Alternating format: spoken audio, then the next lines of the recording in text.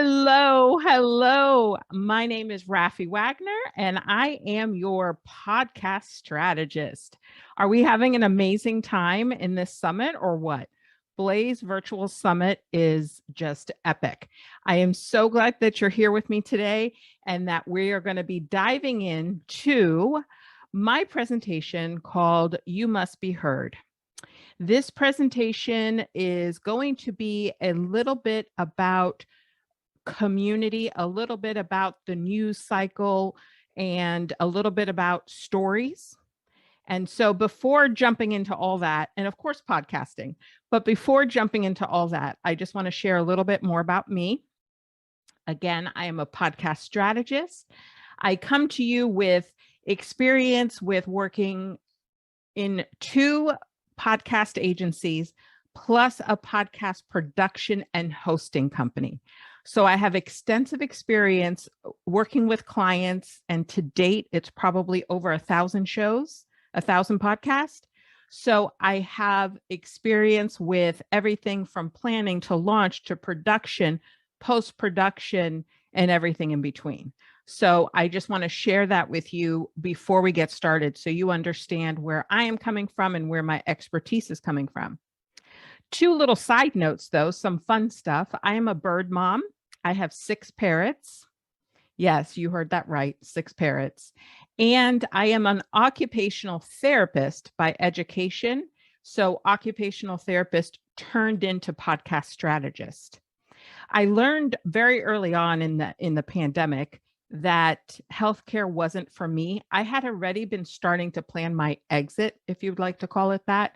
But during the pandemic, I realized that, yes, I wanted to help people. I wanted to help people that needed occupational therapy services and healing, but it wasn't in my heart enough to put myself at risk over and over and over again.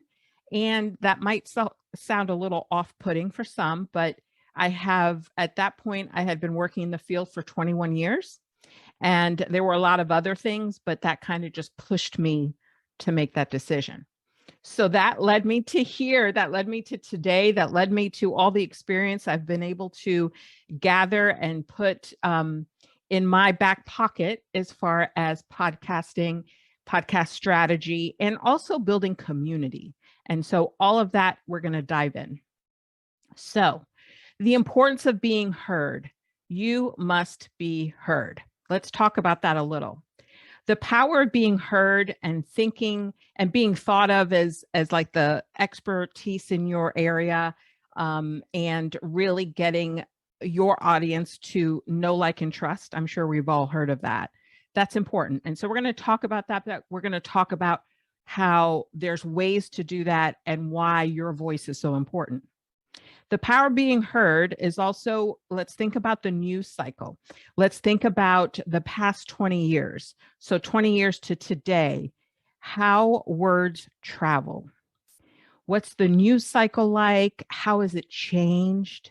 How has virtual presence and that immediacy, how has that changed? Example is the news cycle. I think that's the easiest thing to kind of, everybody understands that. So 20 years ago, we had to sit in front of a television, and then, or maybe a little bit towards the internet. I'm not exactly sure the age of the internet, but I think it was probably around that time. So think of it as watching the news, having to sit in front of a TV. And if you go further back, I'm Gen X. So if you go further back, we had to sit without a remote control. So imagine that, huh? So words traveled by news. So there was newspaper. There were like little tabloid magazines. There were news channels. There were news shows. And then there were all these other types of shows. And then there were other ways, you used to get like a little mailer update in your mailbox, and radio. So radio was probably the more immediate thing. Of course, there was, and there has been, breaking news updates. So think of those channels. So think of how much has changed in the past 20 years. And I want you to think about today. So that's very different, right? So think about how do you hear about someone's brand, or how do you hear about the news today? And how is that impacted for you? So think of your specific you sitting at home or on the phone or in your car. How has the news cycle changed for you today, and how do you get your news? Or how do you see the brands that you like? I would say most of us are going to say social media. Most of us are going to say we see people on Instagram, YouTube, Facebook, all of the things, Twitter, all of the things. But even when you think about all those platforms, you also think about their cycle. So I would say if you're thinking about news, let's talk about news first and we'll talk about brands. If you're thinking about the news, I would say, other than sitting in front of television, you could get breaking news on Twitter. You could get breaking news on an app on your phone if you have that service, where you're going to see that pop up, that notification pop up. And how do you see brands? You have to follow brands to see them for the most part. But think of all those social media platforms and think of those social media platforms as vehicles. So those are vehicles for you to get your message and your story and everything out there. The unfortunate part is those vehicles are owned by other people.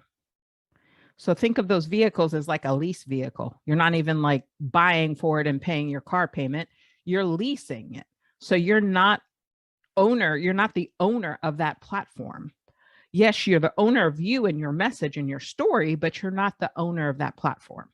So keep that in mind as I continue and kind of have that in your forefront, in your mind, when we start to really talk about how you're going to do this and why it's important. So now think about your ways that you're getting your message out there. So ways that you're packing that vehicle. You remember that vehicle's like platforms. So how are you packing that vehicle? How are you getting it ready for that road trip? You're using your voice. You're doing live videos. You are sharing stories, sharing your story, sharing a brand story, sharing a values-based story, a mission-based story, sharing advocacy stories. Then you're sharing your narrative. So your view of whatever that is you're sharing. And that's very popular these days. I would say advocacy and narrative are probably, together on the race. Then we're also thinking about our businesses and our brands. How are we getting our voice out there with our businesses and our brands?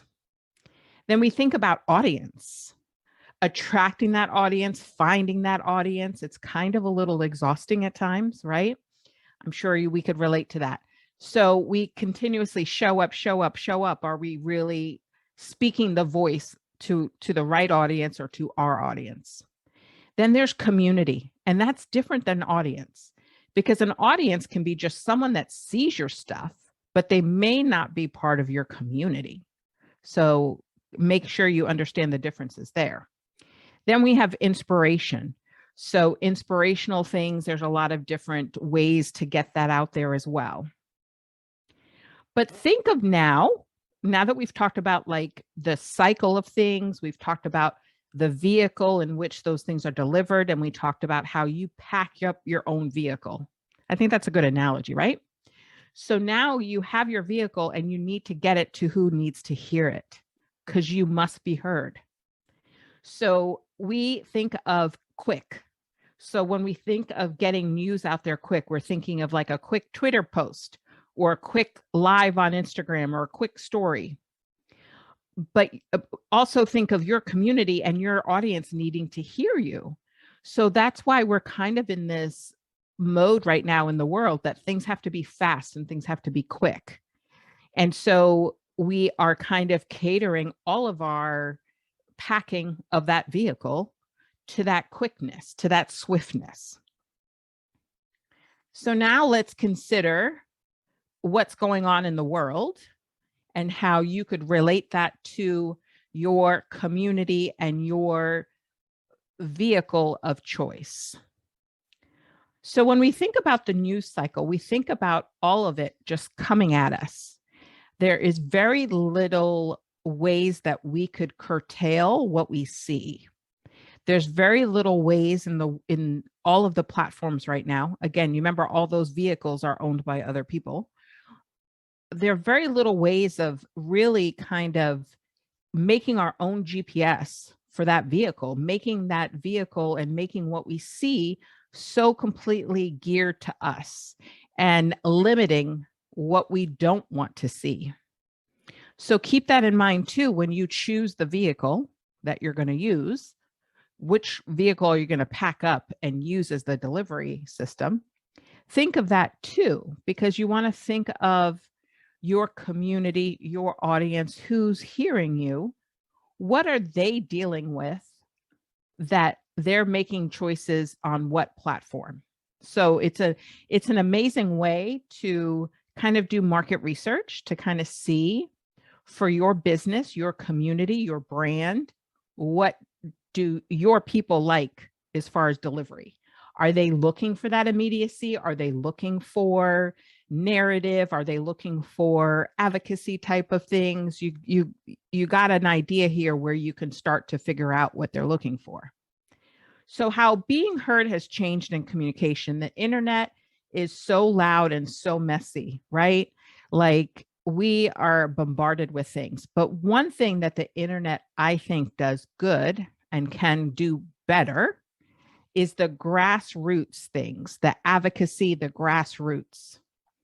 So early on, let's shift into kind of a perspective of podcasting versus like blogging. So early on, podcasts were called audio blogs. So that was in the 1980s. And then they got their podcast name from Apple, the Apple iPod that was just retired May of this year. And so that's kind of where that audio format came into play. Obviously, audio format is public radio, but really for consumers and for people and businesses to get their message out there, that's kind of where it started. So podcasting lends an amazing tool, that vehicle for you. And it's a unique perspective, a unique way. Podcasting is very intimate.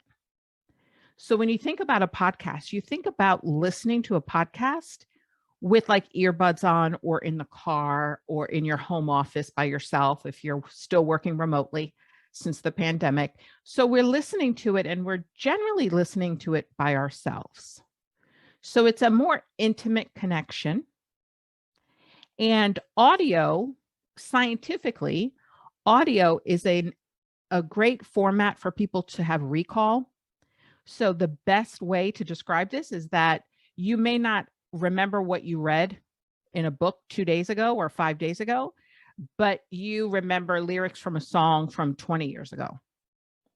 So that's the magic of an audio message, is that it kind of elicits more areas in the brain. And so it's kind of like that recall is a little easier. So that also makes podcasting platform truly unique as well, and truly an amazing way to reach who you need to reach and really have a different vehicle to get that out there. So now for me, writing is just not an option. I'm not a writer. I don't think I ever will be. I will never claim to be. So for me, I feel sitting down to type is a little bit more, it comes with a little bit more obstacles for me, a little bit more speed bumps for me. So I chose audio format. I chose podcasting. So if you're like me, it doesn't necessarily feel good to sit and do that. But I also think that typing and writing may leave out some feelings and passions and emotions that could benefit messages. So when we think about messaging for our business, for our marketing, for our community, for our audience, I think it's a win-win, because with audio, you feel the passion, the emotion, the feelings. And you may, in fact, get better recall depending on, the demographics of your listeners. You might have a more equal, people that enjoy retaining information and learning about something auditorially versus reading it. So by all means, I am not discounting a blog. A blog is a very powerful thing. Absolutely. And great for SEO. So we know SEO is kind of like that, a stoplight, or no, not a stoplight, more like if you're in a chase. None of you are doing this, right? Because we all obey the law. But imagine being in a police chase and that helicopter with the spotlight. That could be SEO. So, of course, blogging, in addition to a podcast, is a great way to be seen, heard, found, all of those things. So one thing I want to, let's go back and talk about those vehicles. The reason why I think it's so important for podcasting and community to be at your forefront with your marketing strategy and with your business strategy is because those things can be built on platforms that are not owned by Mark Zuckerberg or Elon Musk, if they approve his sale. So you have an opportunity with community and with podcasting to have your vehicle, have ownership of that vehicle more than you would if you rely on platforms like Twitter and Facebook. I am a huge fan of building communities off of Meta, off of Facebook, because of that leasing.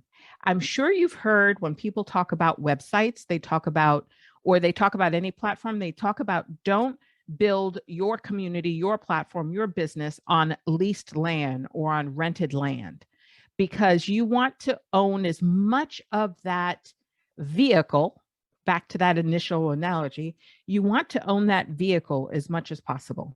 So by all means, putting all of your ducks in a row and putting all of your eggs in one basket, of course, there's going to be opportunities where platforms may own your list or something. So, there's ways of getting around that, starting an email list. So making sure that if you have a community off Facebook, or if you have a community that's in a private platform, you have your email list. So you have those people, you have your community, your potential customers and clients. So an email list, in addition to that private community and in addition to your podcast, is a win-win. So now imagine, let's fast forward a little, since that's the theme. Imagine that you have created an amazing podcast. You are rocking and rolling, and you have created this amazing podcast, and a fantastic way for podcast strategy to work out for you is that you've created this podcast and you've created a community, and they kind of are married, and they feed back to one another. So when we're talking about like lead magnets and funnels and all those things, the community is led to the podcast is led to community. So I think that's just a magical marriage, for lack of better words. I think that's a great way to put it. It's just a magical thing. It's kind of like they're on their own highway and then they merge together, and then you just keep on driving, sticking to that analogy of the cars. So here we are. We fast forwarded. You've created an amazing podcast. Let me give you imagine this. Let's talk about what the future could look like with your podcast. So your voice immediately connects to someone on the other side of the world. Not your message, but I'm saying just your voice. You have a certain accent, you have a certain dialect, you have a certain something in your voice, a tone, a speed. There's something about your voice that immediately connects to someone, and they're way across on the other side of the globe. That's what podcasting can do. That's what being heard and getting your voice out there can do. You can't do that with typing. Yes, you can still get that connection, but I think the voice connection is a different ballgame. Stories. We all have our stories. We all have our journey, our paths, the mountains that we've climbed, the hills that we've climbed, the speed bumps that we've gone over. We have different stories, but a lot of these stories have those same threads. And the threads to the stories is what's the inspirational point? What is that aha when someone hears your story? What is that aha when they just get inspiration and they can hit the ground running and take action? That's what stories can give somebody. Then there's the narrative. The narrative is what I kind of like to say that narrative is similar to control. And what I mean by that is that we all may have the similar story of not being seen and heard in our careers and not making money as we should. So that's a very common thing for Black women and Black entrepreneurs. But our narrative is how we shape what people hear. It's our control of our story. So that's also a point of connection. That's also a point of connection with your audience and with your community and with people that join your audience and join your community and eventually become a client or a customer because they are relating and they're hearing all of this. For your business, there's nothing better than to bring a human touch via audio, a human touch to your business, to your brand. You share your values. I think today, in today's world, if you're not sharing your values, your beliefs, your missions, who you are and who you aren't in your business, you need to be like today. And audio format is an amazing way to do that as well. And your audience, think of all of these things as being pieces of a puzzle that you are providing to your audience, to your clients, to your future clients, to your community members. You're sending out content, that audio content, and it's every time they hear you, it's just another piece of the puzzle. It's another piece of that puzzle that's going to connect them directly to you. And so how does this work with community? The way that it works with community is that imagine everything that we've just talked about. Imagine all of the connections you can make. Imagine all the ears and all the people that hear your message, your voice, your story, your narrative. Imagine the emotions. Imagine the relatability. I don't know about you, but I feel that relatability is so underrated. I would, by all means, be first in line to hang out in a group, in a room with these amazing Black women entrepreneurs because of relatability in a heartbeat than I would into a big summit of all sorts of people. So creating a community gives you that opportunity to create that relatability factor. And I truly believe it's underrated. Absolutely believe it's underrated. So what can community look like for you? So you've started that amazing podcast and you're doing amazing things with the podcast. I had talked about how the podcast and the community have to kind of be married. And the way that it could look like is that you could do episodes about your community to drive people to your community. And you can also do podcast episodes to sell your stuff. That's another thing. Hint, hint, podcast strategy. When you're creating a podcast, you need to sell your own stuff. Don't worry about sponsorship. Don't worry about click per episode. Sell your own stuff. Okay? We need to make that money. And that's the way to make the money is sell your own stuff. Number 2 would be selling affiliates. So making episodes and doing things like that, but sell your own stuff. Let's go back. The other thing that a community could look like, this could give you opportunity for social media posts. It gives you opportunity for, being on other podcasts, being in other communities. That's a great way to kind of share your knowledge in other communities with like-minded, related people. And then also YouTube, just live videos, that type of thing. So now let's kind of go back to the beginning when I started, and I want you to now think of how words travel. So we talked about how words traveled. We talked about how kind of the changes in the news cycle has kind of elevated and kind of shifted and kind of shaped social media. So think of today and think of how much is censored and how much Black creators are being targeted on platforms like TikTok. Think of your desire to get your messages across, and we have to deal with racism. We have to deal with being tagged on platforms like TikTok. We have to deal with the social media algorithms. You cannot put all of your eggs in one basket. You cannot rely on these social media platforms. You must be heard. You must create your own space. And we are learning all about that in this summit, right? We are learning all about Web3 and all the different opportunities and different ways that we can do that. And I personally believe that there are two ways of giving power to your voice and giving power to you and allowing you to be heard.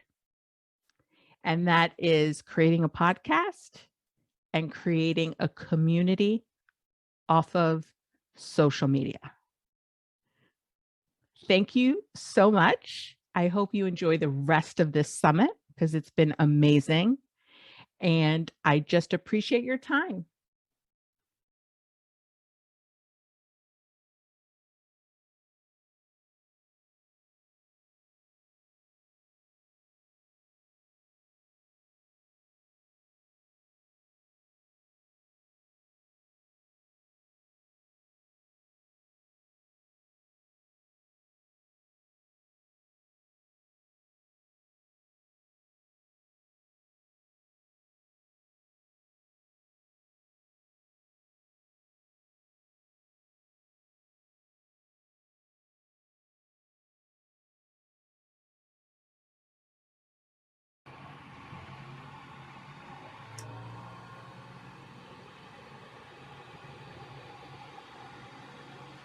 Okay.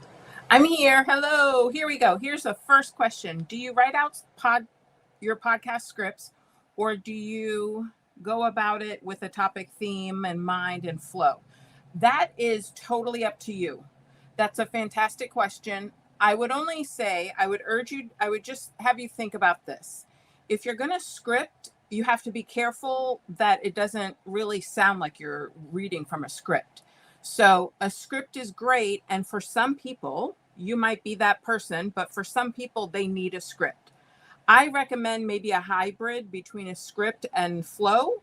Maybe just go in and say, okay, the topic is this, and then these are the three things I want to focus on. So maybe do either if that's you and you need a script, go for it. But if not, kind of do a hybrid between a script and flow is probably my recommendation.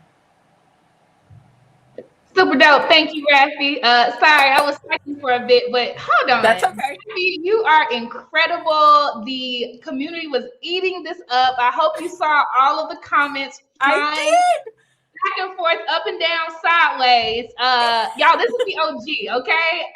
And I don't use that lightly. Like, she is an OG. She has so much experience in this game.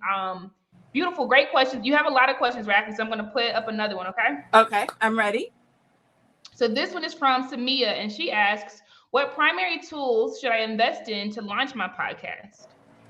I recommend two ways of doing that. First, before you launch, you need to, and of course the guys are doing the lawn right now, so I apologize. But first thing is you need to kind of really figure out, are you going to do it yourself? If you are completely do it yourself, I would recommend looking at a hosting platform that gives you as much as possible as you need. So a hosting platform that's going to give you a way to do your show notes so you don't have to do it over and over and over, and they have a way that you can make your workflow better.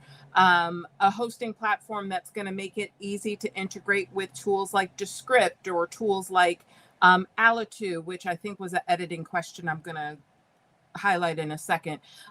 So it really just depends. If you have the skills and you're going to be editing and doing those types of things, you may not need a hosting platform that has all those bells and whistles and integrations, but I recommend Captivate FM because they have all those bells and whistles. Awesome. Thank you, Raphie. And the next one is coming from Aaliyah. And she asks, if you're beginning to start a podcast, should you already have your content as in travel, beauty, lifestyle, etc., or is it best to build as you go by learning your community and audience? Okay. Here, if you take away anything from this today, do not recreate the wheel. If you have an Instagram account, if you have a Facebook, if you have an email list, if you have all those things, you have content. Do not recreate the wheel. Do not recreate the wheel. So take content you already have. If you're already doing a blog, chances are you probably have like 10 podcast episodes sitting in that blog. So if you are going into this, you need to kind of do like a check on your content and kind of just pull some ideas off existing content. Do not recreate the wheel because that's how you're going to burn out and you're going to stop doing this. So I guess that goes for any kind of content creation, really, is really pull for what you have. Like literally go down 10 boxes on Instagram and there's your podcast post. There's your podcast episode. That's so good, Raphie. And I hope y'all like this is a gem in working smarter, not harder, right? Like a guy named Mahdi Woodard, some of you might follow him on Instagram. He always says capture, right? Literally like this summit. If I have a video recording me right now, it literally is a behind the scenes footage. People love that stuff. Community members love that stuff, right? Because it's like, oh my gosh, I see Casey behind the scenes, right? He says capture. He says curate, right? So the stuff that your people like, you can repost from other people. For those of you who follow Blaze, right? You see TikToks of Black women speaking all the time. That's curation. And then create, capture, curate, and create, right? And that's the new stuff. But like Raphie's saying, you've already created a bunch of stuff, and just keep repurposing this stuff like over and over again. That's such a gem, Raphie. Okay, this next one is coming from Tierra. Tierra asks, how often should you post your podcast? Sorry if this is already talked about. You don't have to apologize, Mama. We got you. Yeah. Really, it depends on what you're going for. If you are doing a podcast for your business, then look at it as much as you can actually do. What is your bandwidth? What is your energy? What is your cognitive bandwidth? If you can do weekly, I recommend 1 episode a week.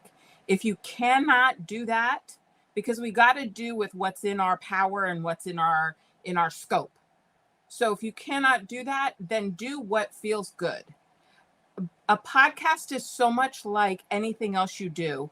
If you are doing it weekly, that means you're staying current, you're staying top of mind with your people, with your audience weekly. If you're doing it less often, that's fine too, but really do with what you have the capacity for. But even if you don't think you have the capacity, there's ways that you could really make it happen. And one of those ways we just talked about is repurposing content and not coming to the board with zero. You don't have zero. You have it. You have it. Use it. Awesome. Thank you, Raphie. Thank you. So this next one is from Tiffany Brown, and she asks, what's the best platform to start your podcast? We've kind of had this, but the best for editing. Okay, so I have 2 amazing tools for you guys. One is called Alitu, Alitu. Alitu allows you to actually record right in there, and it does a little bit of mastering for you. So you don't even need to do any kind of editing or anything. It allows you to actually record in little chapters. So that is a great way to get started. And then, of course, again, Captivate FM is the best hosting if you're doing it yourself. So if you don't have a VA, you don't have a team, you don't have, support, it's the best because it has workflows. Like there's things that you do as a podcaster that is repetitive, and that platform allows you to kind of build your library of all those things. And so when you do an episode, there's just a click, click, click, click, click, send to a host, and you're set. So it's awesome. Awesome. Thank you. And this is from Demetra Lucas, and she asks, what do you take into consideration when inviting guest speakers on your podcast? Guest speakers can be tricky. So one thing before, a caveat on guest speakers: they're fun, they're amazing, they do help your growth. They help with backlinks, yay for backlinks, but do not go in with a transaction in mind. Do not go in with thinking that they are going to share that. You go in with your expectations of having an amazing, valuable conversation. And then if all those other things happen, that's amazing. So just kind of have a system. The biggest thing for guests as well, if you have a podcast or thinking about one, do not batch so far in advance that your guests forget what they were on your podcast for. So real quick, I had somebody ranting and raving and getting all excited. I have 50 episodes batched. I'm like, well, guest number 50 is not going to even remember what they did. I don't remember what I did last Tuesday. How am I going to remember 50 weeks ago? Like, you cannot do that. So if you're going to have guests, come up with a system that if you do have to batch far in advance, you got to do like a nurturing sequence or something. Keep them updated of what the conversation even was, because that's just not a good strategy. So keep that in mind. If you're going to have guests, don't batch too far in advance.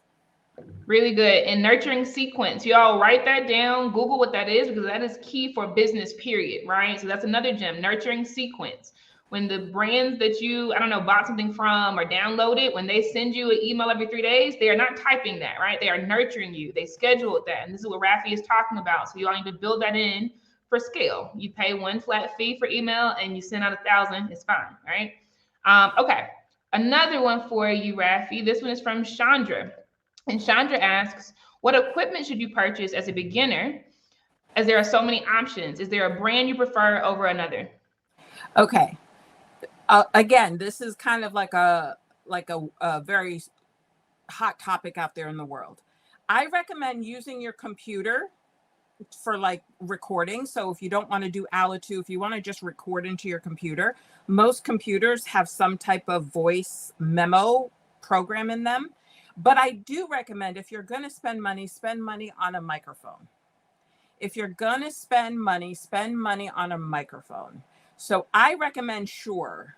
That's like my top brand. And they have a lot of different things. The mic I'm using is about 4 years old, and it was a bundle on Amazon. And it was like an amazing price. Because then what keeps people is your content and your audio.